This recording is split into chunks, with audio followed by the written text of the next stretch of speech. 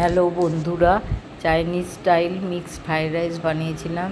তার জন্য 50 গ্রাম boneless chicken, 50 গ্রাম চিংড়ি নিয়েছিলাম। তাতে আদা বাটা, রসুন বাটা মেশালাম, অল্প অল্প করে সয়া সস মেশালাম, আর লবণ মেশালাম, আর কাশ্মীরি লঙ্কার গুঁড়ো নিয়ে ভালো করে মিশিয়ে রাখলাম। আধ ঘন্টার জন্য ম্যারিনেট করে রাখলাম এগুলোকে। এবার ওই আধ ঘন্টা আগে বাসমতি চাল ধুয়ে ভালো করে ভিজিয়ে রেখেছিলাম।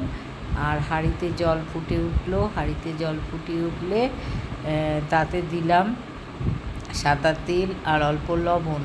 এবার ওই চালটা দিয়ে দিলাম। চাল সেদ্ধ হয়ে গেলে ঝরে নিয়ে ফ্রাইড রাইস বানাবো।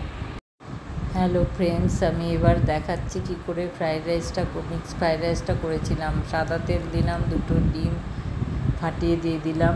এবার তারপরে তাতে লবণ দিলাম, একটু অল্প গোলমরিচ দিলাম 1/4 টিস্পুন মতো। একটু লেয়ার মতো হয়ে যাবে, একটু হার্ড লেয়ার মতো। তারপরে এটাগুলোকে খুন্তি ডগা দিয়ে ভালো করে স্ক্র্যাম্বল করে নিলাম। এটা এগ স্ক্র্যাম্বল হবে, খুব ভাজা হবে না, আবার একটু কাঁচা ভাবটাও কাটাতে হবে।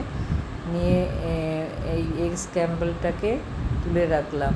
এরপরে সাদা তেল দিয়ে তাতে ওই ম্যারিনেট করা চিকেন আর চিংড়ি দিয়ে দিলাম। নিয়ে ভালো করে নাড়িয়ে চাড়িয়ে নিয়ে একটু লালচে লালচে যখন হলো, তখন ওই হাফ কাপের মতো জল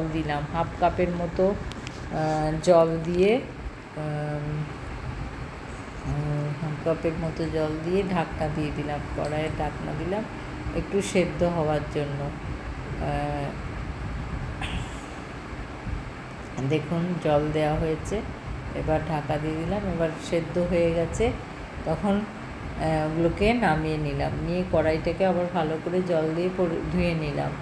নিয়ে আবার সাদা তেল দিলাম 2 চামচ মতো, টিস্পুনের 2 টিস্পুন। নিয়ে এবার ভেজিটেবলসগুলো দিয়ে দিলাম, গাজর, বিনস, ক্যাপসিকাম। আপনারা পারলে স্প্রিং অনিয়ন দেবেন, আমার স্প্রিং অনিয়ন ছিল না, আমি দিতে পারিনি। এবার একটুখানি ঢাকা দিয়ে দিলাম, তাতে লবণও দেবেন। এবার মাঝখানটা ফাঁকা করে সাদা তেল দিয়ে রসুন বাটা, আদা বাটা, আর তার আগে একটু গোটা গরম মশলা, এলাচ, লবঙ্গ, দারচিনি দিয়েছিলাম। নিয়ে সবজিগুলোর সাথে ভালো করে একটু ভেজে নিলাম, রসুন আদার কাঁচা ভাবটা কাটিয়ে নিলাম। এরপরে সাদা ওই ভাতটা যেটা করে রেখেছিলাম, জল ঝরিয়ে রেখেছিলাম, সেটা দিয়ে দিলাম। তারপরে একটু লবণ দিলাম, একটু চিনি দিলাম, আর তেল দিলাম 4 চামচ মতো সাদা তেল দিলাম। এবার নাড়াতে থাকলাম।